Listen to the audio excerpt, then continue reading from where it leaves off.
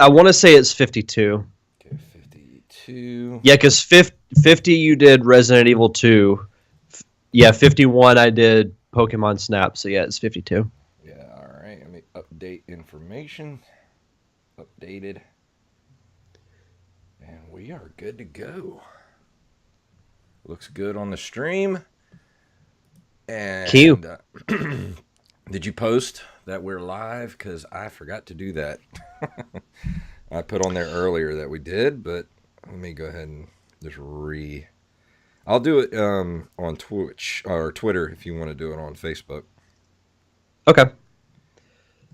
Let's see. Let me find the link. Live.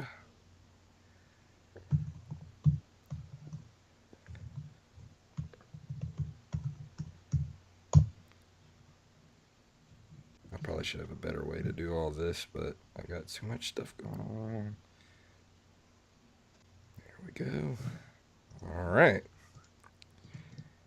All right, let me go to Facebook real quick, and I will post there. Nerd Cave Retro. So this should be our regular schedule for the foreseeable future, right? 7:30. For the most part, I could do that. If there's anything that comes up, I can, Okay. we can plan accordingly. But my Sundays look a lot more free now, so. Okay. Mine are always free, so unless I get this other job, hopefully. I don't know if they work weekends or not. Let me make sure this is working. All right. Yep, we are working. All right, if we're good to go, It's we posted can go on. start. We're posted on Facebook. I'll share it to my personal page real quick.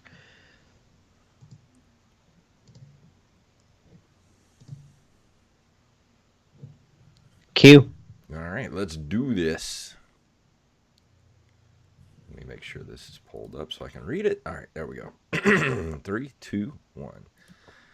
This episode of Nerd Cave Retro is brought to you by Audible.com. Get a free audiobook download and a 30-day free trial at audibletrial.com/nerdcave. Over 180,000 titles to choose from for your iPhone, Android, Kindle, or MP3 player. You're listening to the Nerd Cave Network.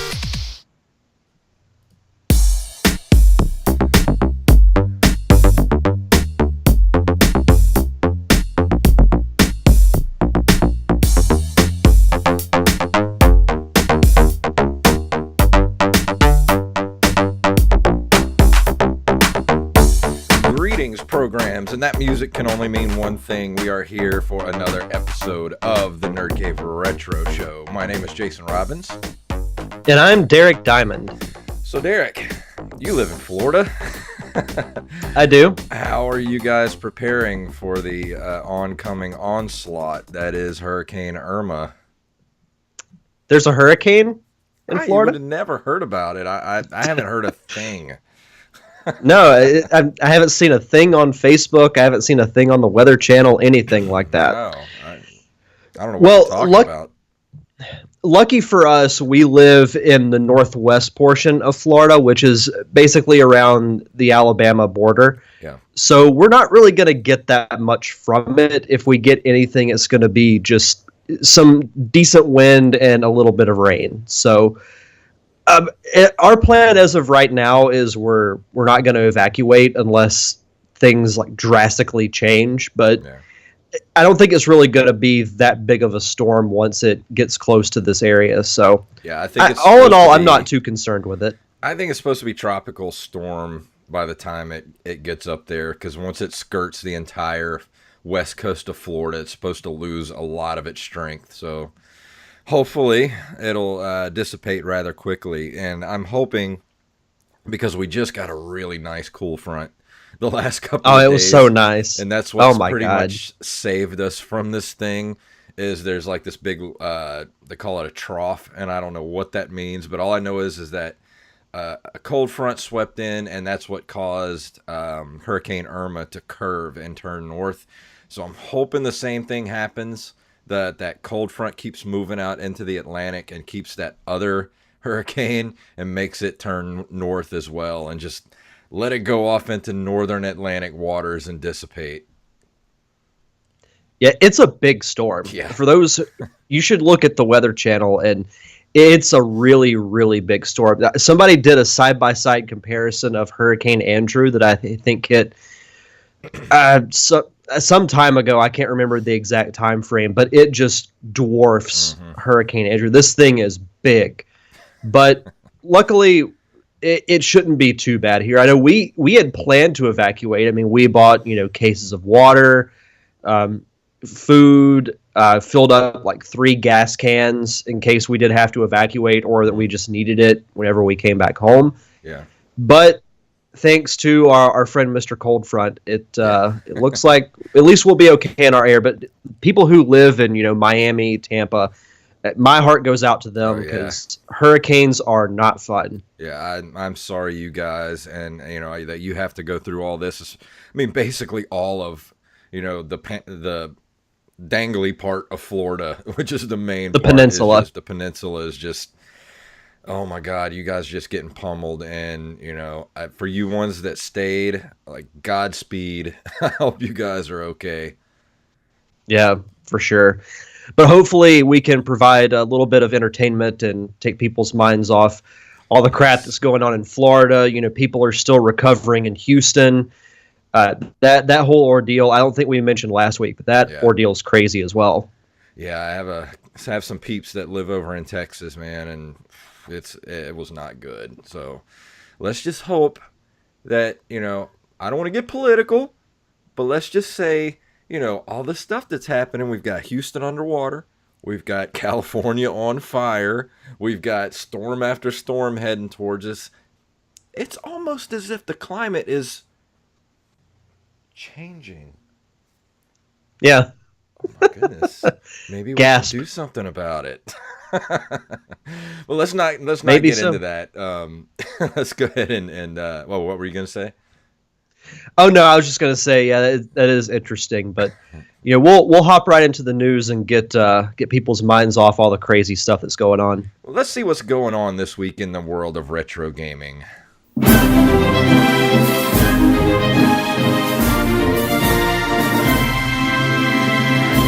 Resident Evil arrives on the Mega Drive, and this comes to us from RetroGamer.net. A team of Russian homebrew coders known as PSCD has recently whipped up something a little bit special, a proof-of-concept demo showing how Resident Evil could work on the Mega Drive. The game uses an isometric perspective rather than trying to recreate the pre-rendered scenes of the PlayStation original, and mixes familiar elements from the first game with unusual things like the presence of Claire Redfield, the heroine of Resident Evil 2. The project was launched less than 8 weeks ago. The team has drawn all new graphics and has implemented movement within and between rooms, inventory management, dialogue system with very basic combat. However, it's still a very small demo. To play the demo yourself, visit the release page and to download a ROM. And that link is actually in the article at RetroGamer.net. I'm not going to lie. I would play this in a heartbeat. Oh, I would too. This looks so awesome. But do you want to know why I would play this in a heartbeat? Why? Because it looks less scary.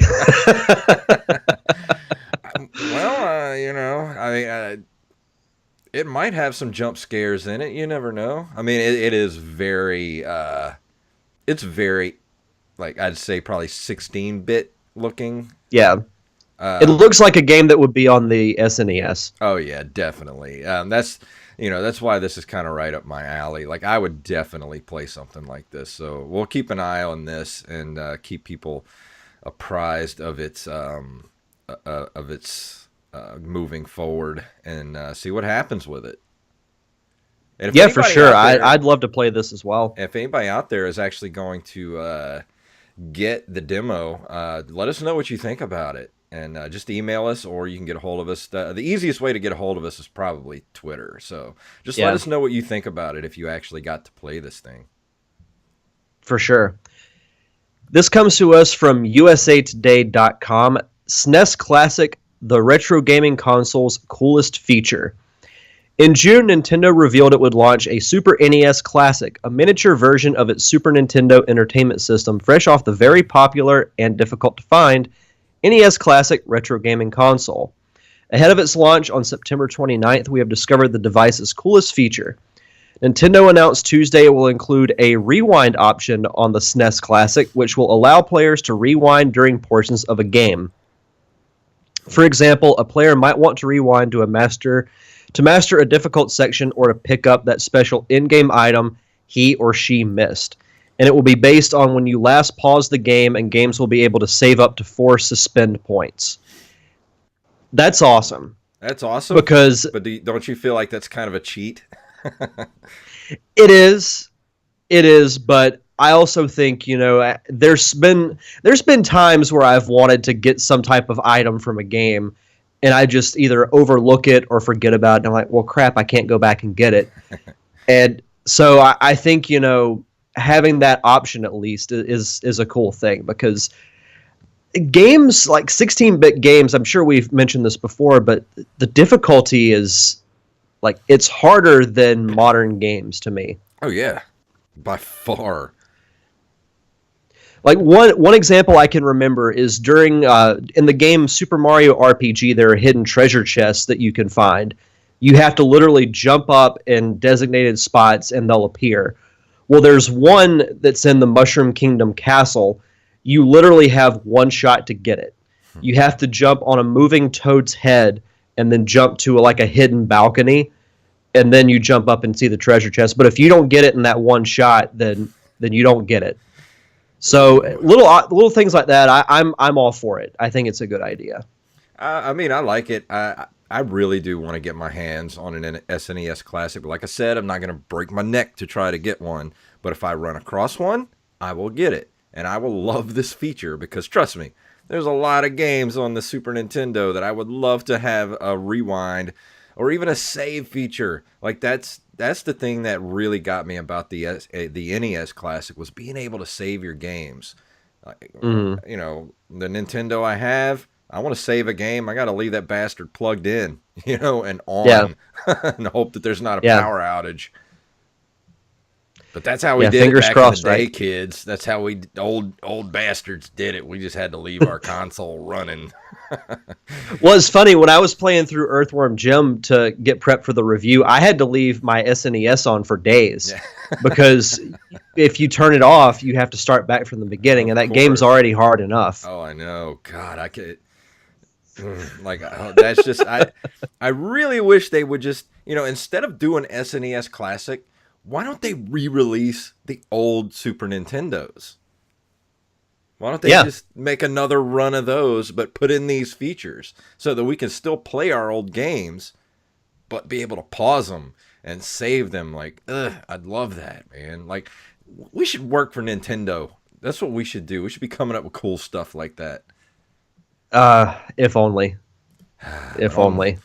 On that note, let's go ahead and move into our This Month in Video Game History. Let me get up to the Google Doc, which I closed out. Okay, here we go. In 1982, September 24th, Namco releases Pole Position. One of the first games with stereophonic and quadraphonic sound, featuring a pseudo 3D third-person rear-view perspective. It becomes the most popular racing game of all time.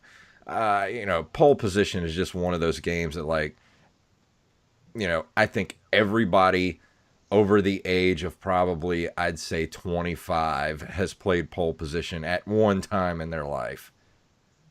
Yeah, I remember playing this game when I was really, really young. The memory of it's really vague, but I do remember it. I remembered seeing video of this game on YouTube as well. Just looking up classic games and finding this. It's the arcade flyer looks really cool too. I like the racing flag behind all the letters and just the little confetti and everything. It looks really cool. I would love to find if I ever become a millionaire, I'm probably not going to be a millionaire for very long, because all I'm going to do is go and buy old arcade cabinets and build myself an arcade.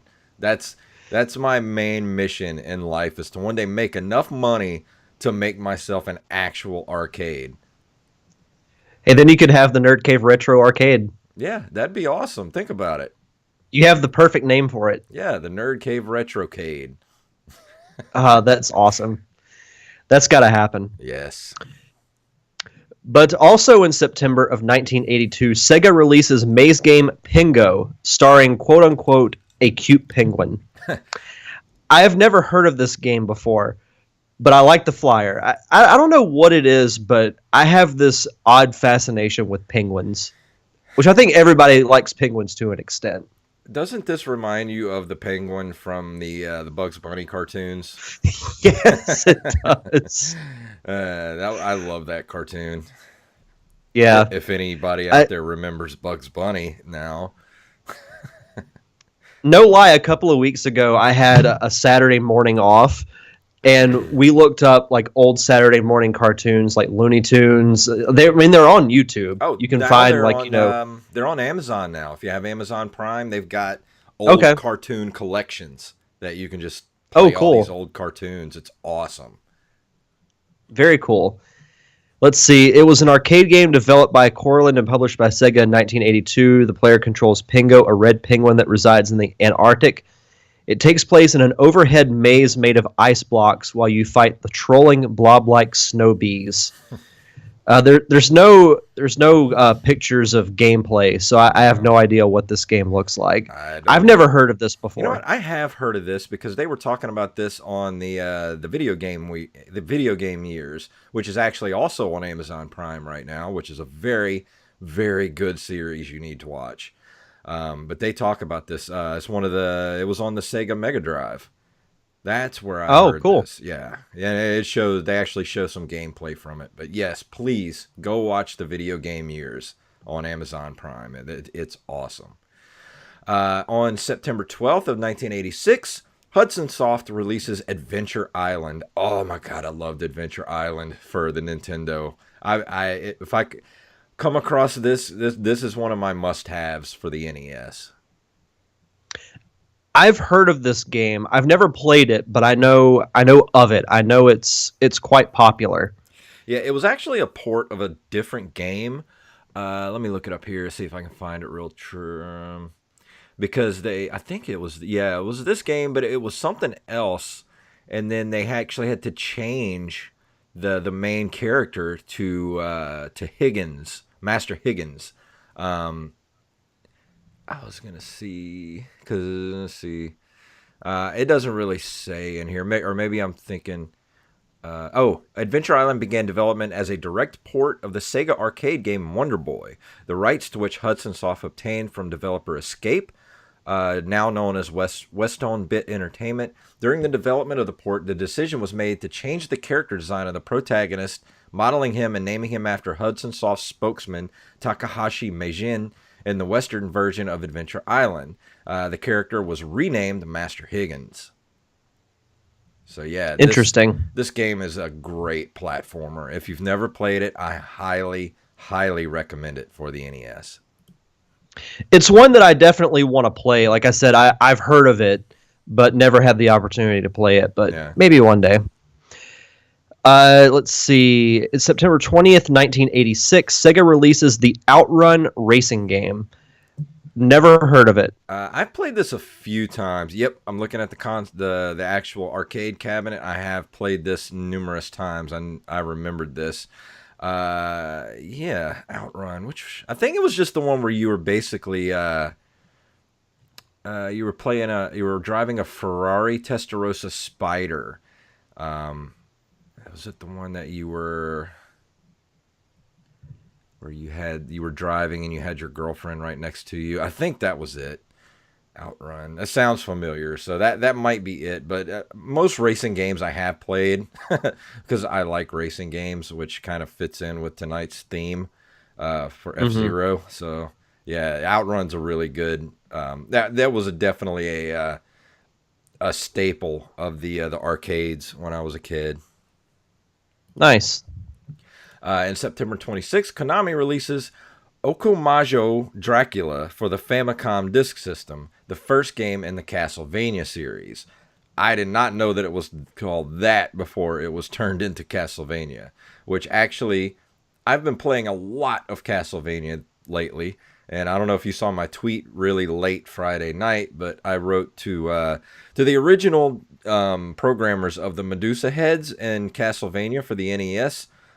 F you, seriously. And I put a GIF of Adam Sandler flipping off the camera. That's awesome. In September of 1986, Apple releases the final computer in the Apple II line, the Apple II GS.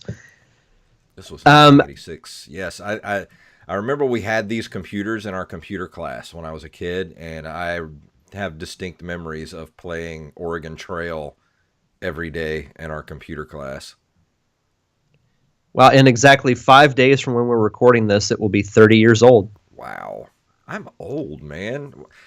Nothing, doing this show lately has just reminded me of how old I really am, and I don't know if it's good for my mental health. No, it's all good. In 1992, September 1st, Domark releases Championship Manager for the Amiga and Atari ST.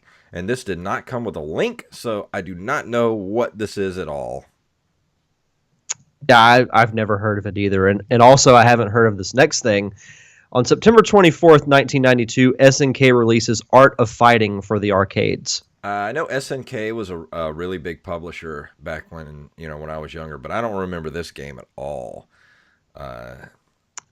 Doesn't ring a bell. Yeah, I don't either. But, well, on that note, let's go ahead and move into our talking about books for this week before we go into our review. Yeah, so for you, the listeners of the Nerd Cave Retro podcast, Audible is offering a free audiobook download with a free 30-day trial to give you the opportunity to check out their service. I haven't really had a chance to read too much this week. I know I've been kind of listening to Superpowered by Drew Hayes, who I got to interview on my podcast a few weeks ago. So hoping now that I didn't mention this at the top of the show, but baseball season's finally over. Mm-hmm. So I will have time to actually read books and do other things. So hope to keep people updated on that. I did also download the new, I think it came out at the beginning of the month, the new Star Wars Leia book that I'm excited for. Also, Phasma is out. So I want to listen to that as well, hopefully before The Last Jedi comes out. So you're going to be seeing a lot more Star Wars books come out, because there's one called, I think, The Legends of Luke Skywalker that comes out at the end of October to finally fill in the gaps of stuff that he's been doing between Return of the Jedi and Force Awakens. Because literally in every book I've read, it's always he's off doing Jedi things. Yeah. They're keeping that stuff close to the vest, man. I hope they're hiding good stuff from us. Yeah, I'm thinking that's going to be a big part of the movie is, what he's been doing, and why he's in exile. But there's a lot of stuff to look forward to on Audible if you're a Star Wars fan. But to download your free audiobook today, go to audibletrial.com/nerdcave. Again, that's audibletrial.com/nerdcave for your free audiobook. And this week we're going to be talking about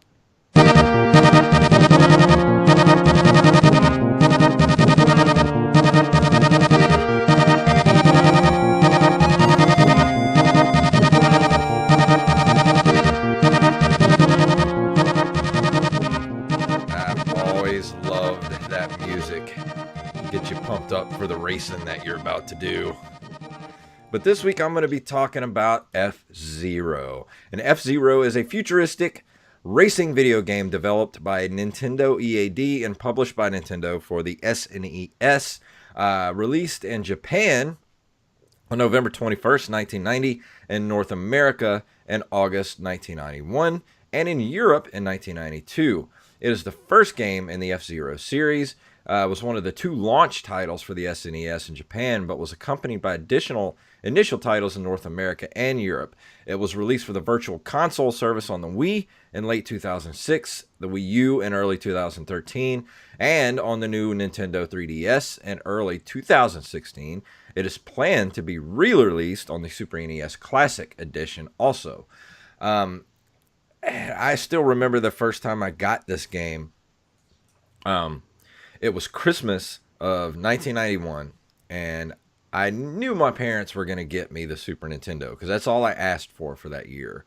And we used to go to my grandparents' house on Christmas Eve and open presents there for the extended family. And then we would go and open presents from like my parents and stuff on actual Christmas morning. So the night before on Christmas Eve, I got F-Zero from my grandparents. So then at that point, I knew I was getting a Super Nintendo from my parents the Yeah. next morning. And I begged my parents to let me open up the Super Nintendo the night before. Of course, they wouldn't let me, and I had to wait till the next morning. So that was a very, very long, sleepless Christmas Eve waiting to open my Super Nintendo the next morning. And completely worth it. And I honestly, I think F-Zero is probably the first game I played. And I don't really remember because I did get, that year I got F-Zero, Final Fight, and of course, the pack-in game was Super Mario World. And I think F-Zero was probably the first title I put into the machine and immediately fell in love with it. And this game really does, there's a lot of stuff missing from this game that you kind of expect from racers, especially on, like from Nintendo. Like you could tell this is definitely kind of like the prototype for what was to come after, like Mario Kart and things of that nature, because it's a glorified tech demo is what it is. It shows off the Mode 7. And as far as the trials go, you have 3 different trials in the game. You have Knight, Queen, and King League. And of course, within those, you have beginner, normal, and expert. I still can't do expert. I had to, last couple of weeks, I've been playing it on easy. And let me tell you, it's still a challenge, even on easy. And each mode, each what do they call it? Each one, the night, each league has 5 different maps. It's a Mute City, and then each map has 1, 2, and 3 throughout the different circuits. Like you've got Mute City, you've got a map called Silence, and there's what was the very last map called? That was just I call it Map Son of a Bitch. It's called like Fire something, like Fire Lake or something in that nature. That map is a beast, man. Like, I still can't, even on easy, I can't get first place. Like, 3rd place every time. Every time! I can't get first place on it. But and it also did something that hadn't really been done before, because, before this, the only games you really had that were this type of racing were, you had Rad Racer, and of course you had like Outrun and all that kind of stuff for the Sega. But you really didn't have anything where each vehicle kind of had its own set of abilities. Like you don't really have things like you do have a power up in the game where it's a speed boost basically. But each hover car kind of has their own abilities. Like you've got the yellow car, which is very light and very fast, but it doesn't corner well. It's very hard to control. You've got the green car, which it's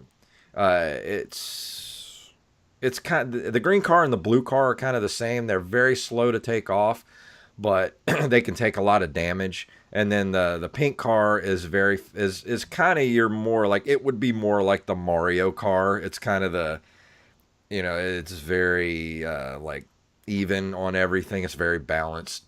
But and it also, if I remember correctly, I think the game actually it doesn't have anything as far as like a story mode or anything like that to tell you about the different racers, but it did come with a comic book in the actual box, which kind of gives you just a little kind of, it gives you a little something about, the different racers, like the guys who actually control the cars, which I really, I think that kind of came in the later games. Like I've never played any of the later games. I don't know if you have, Derek, and that might have come into play later. But as far as this game goes, it's just straight racing. There's really nothing else to it.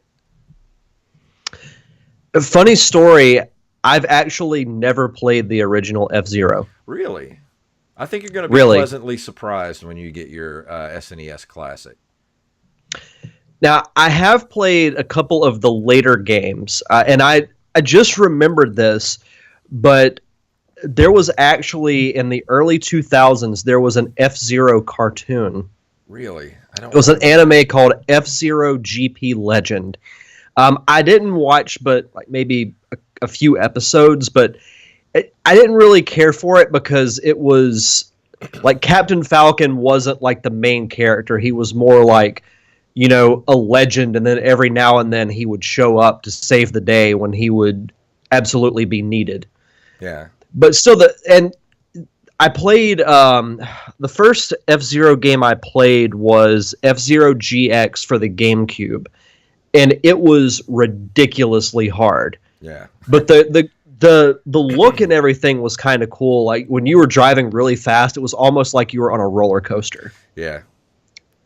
And there was also around that same time there was an F-Zero in the arcade called F-Zero AX, where you actually had the arcade setup looked like Captain Falcon's blue car. Really? So that was Actually, kind of cool. That's my favorite car to play in the game. Every time I play it, ever since I was a kid, I found that Captain Falcon, that was my car. Every time it was slow to take off, but he can take a lot of damage and he takes corners really well. And you just have to learn how to, use the bumpers and learn when to let off the gas. And if you're taking a corner just right and then you hit the gas again, he'll just take off straight, and you can outrun everybody that way.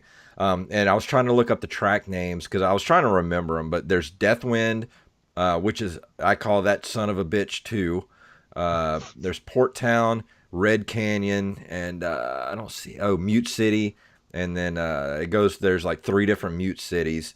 But yeah, Deathwind, I hate those tracks. Oh my God, you're trying to get through those tracks. You're being pushed around by wind.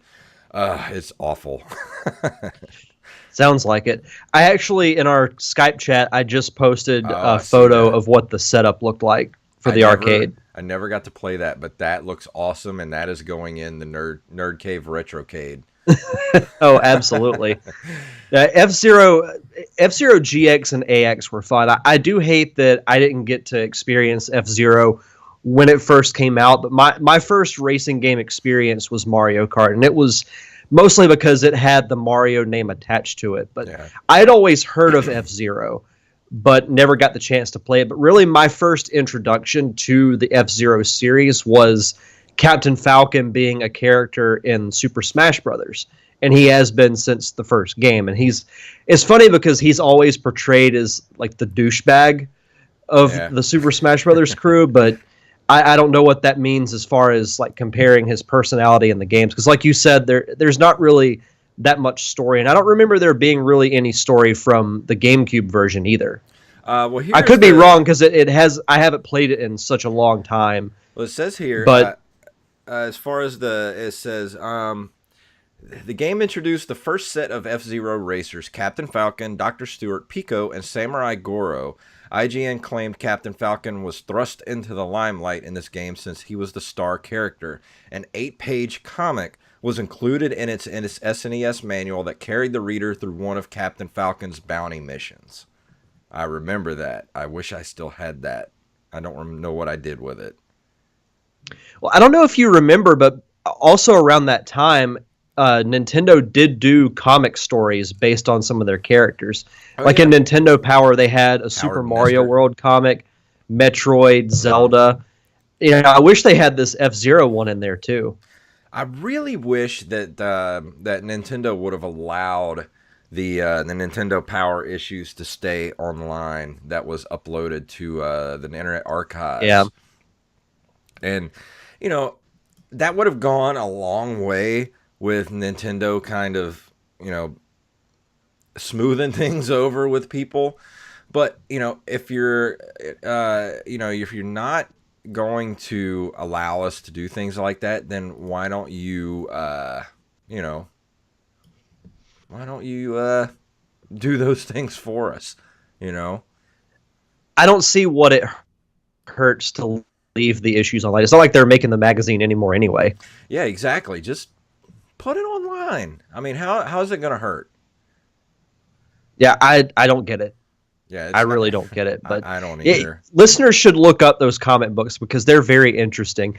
If I can find them next week, I'll break out my because they released hard copies of the Mario and Zelda ones. I'll see if I have them with me. They might still be at my parents' house, but I'll break those out and I'll actually show them on air next week. Okay. Um, let's see. Let's see. Yeah, I talked about the tracks. And like I said, there's really not much I can really talk about as far as gameplay. I mean, it's pretty self-explanatory. I mean, you go through the different circuits, and you have you have. Let's see. It did say that there was another different tracks. There's beginner, standard, expert, and master. I don't think I've ever tried master in my entire life because this game is pretty tough. Like I said, there's really no kind of power ups or to speak of. There's no like missiles or no oil slicks or anything fun like that. It's just a futuristic racing game, and it does make use of the Mode 7 really well. And like I said, it's really all it is just a glorified tech demo to get to things like Mario Kart. And Yeah. in my in my opinion, I mean I don't know if anybody would play this now that's never played it or and look at it as fondly as I do because I think nostalgia does fudge a lot of things. Yeah. But I think this is just infinitely replayable. I mean, this game is so fun. The music's great. It's got some of the best music for the NES. Let me look at who was the composer. Was Yamiko Kanki and Naoto Ishida. And I don't know what else they did. I would click on their names, but they're not highlighted, so I can't look and see what else they did. But yeah, the music's great. The controls are really tight, depending on which car you pick. It just takes a little getting used to of how each car, drives and handles differently. And you do have each car will explode if you take too much damage. But like I said, there's no power ups, but you do get the like these things where you kind of go over and this ship comes over you and repowers your car back up to your energy level. And if your energy level gets too low, your car explodes. But you also have a point system in the game, so you can get extra lives. And you gain points by going past somebody or like I don't really know how the points work exactly. It's just they just go up, and you get like the faster you do your laps, you get more points, and you get extra cars, or extra hover cars to go through the game. And other than that, I mean, there's not really much to it other than just it's a really good racing game. And if you've never played it, and you own a Super Nintendo, I think it's definitely one of the must-haves for the Nintendo because it does show off what the Super Nintendo could do early on. It was a launch title. Launch titles aren't exactly have ever really been known for, being groundbreaking games. But this is one of those that, this was the kind of racing game that we'd never really seen on a home console before. So, I definitely, if I give it a number out of 10, I'm going to give it, it's a solid 7. I really wish that they would have put in more things like, power-ups and things of that nature to kind of, because if you get somebody on you see like when you're driving and someone's getting close behind you, there's really nothing you can do about it other than try to just block them. You can't put out like oil slicks or anything to kind of stop people from behind you. You just it's all about skill and trying to be, number one when you finish the race. So other than that, I love this game. I give it a solid 7. It should definitely be in your Super Nintendo library because it is one of those. To me, it's When I think of Super Nintendo, this is one of the games that instantly pops in my head. I'll definitely keep my eye out for it because, like I said, this is a game that I've been wanting to play, and it's gotten high reviews. Yeah. GameSpot gave the Wii version an 8 out of 10. IGN gave it a 7.5. Screw Attack placed it as the 18th best SNES game, so Wow. that's pretty high praise. Yeah, like I said, if you're going into this thing and you've never played it and you're expecting Mario Kart or something like that, you're not going to get that. But what you're going to get is just a really solid racing game, and that's all it really needs to be. And it's it's great. I love this game. So, like I said, it's a solid 7 out of 10. I think you know I just want to give it a 7. It probably deserves better, but like I said, nostalgia does kind of fudge your your senses a little bit, and I'm very nostalgic for this game because like I said, it's probably the first game I played for the Super Nintendo. So it's up there with, like I have fond memories of this game. I really That's wish it would have awesome. been a 2-player game. I think that's another thing that kind of dings it, is it's only a single player experience. That's surprising. I had no idea it was only a single player. Yeah, I think if this was a 2-player experience, it would have gotten a higher grade out of me, because this game would really be fun to play with another person. Oh, absolutely. Yeah, I mean it just Absolutely. screams 2-player, but of course, like I said, like a lot of Super Nintendo games, even like Final Fight, they dumbed a lot of these games down to be just a single player experience. And, a lot of these games just needed to be 2-player because that's the way we wanted them. We had friends we wanted to play with, with all these games. And I just don't know why they did that to a lot of these games and made them single player experiences. Yeah, that was a very interesting choice, but like I said, I'll definitely keep my eye out for this game. And you're mentioning that if you're expecting a Mario Kart, you're not going to get that, but it shouldn't have to be. Like, not every Yeah. racing game should be Mario Kart. It shouldn't try to be a futuristic Mario Kart. It should be F-Zero. It should Yeah. be different because a lot of the racing games have the same formula. I mean, Oh, like you yeah. said, racing games aren't that complicated. But to add little things to make each of them different and stand out is what makes each racing game great. Yeah. So it sounds like F-Zero has enough differences from Mario Kart that would make it enjoyable and not just the same thing. Oh yeah, and like I said, control scheme also says a lot for when you're playing a racing game. If you have a racing game where the controls are just way too loose and you can't control, whatever it is you're driving or flying, it's not going to work. But when you have something like this where the controls are really tight, and each car does have it, it's kind of, each car is a little bit different. Once you learn, how to take corners and all that kind of stuff, it's a really fun game to play. The controls are really nice. Sweet. But you're gonna like it when you get your Super Nintendo Mini. Please play F-Zero and let me know what you think about it. Because since you've never played it For before, sure. I'm really interested to see what you think about it. For sure. But I think that's going to do it for this week. You want to give a little hint of what you might be talking about next week? Yeah, I'll give a tease. It's a platformer for the Nintendo 64.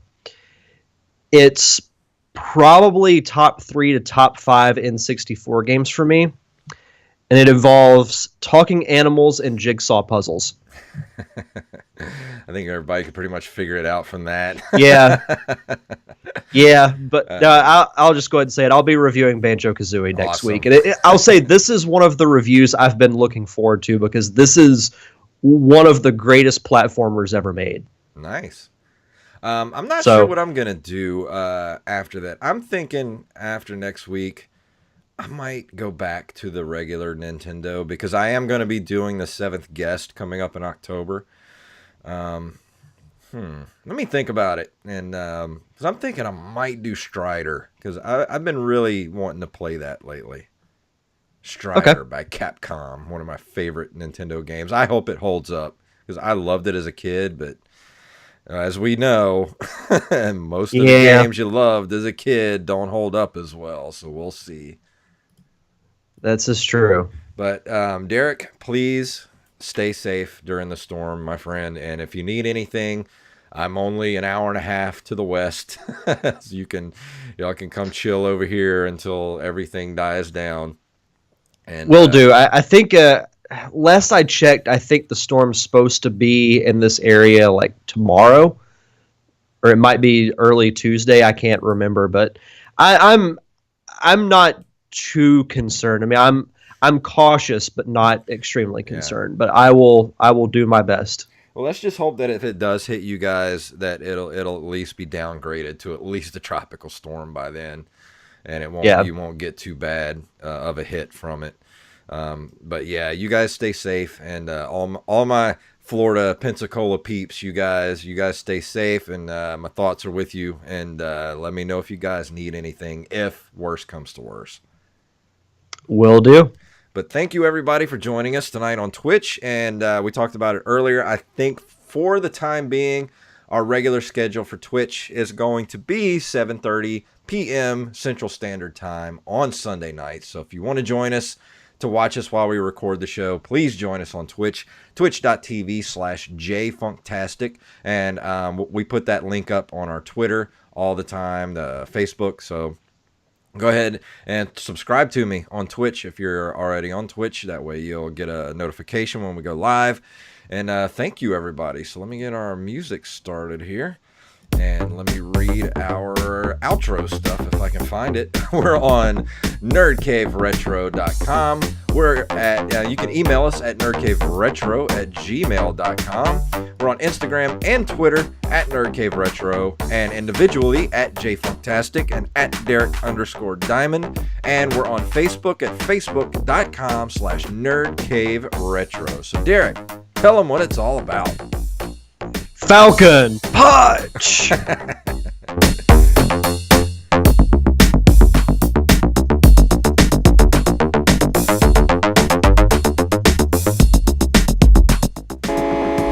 You've been listening to a Nerd Cave Network production.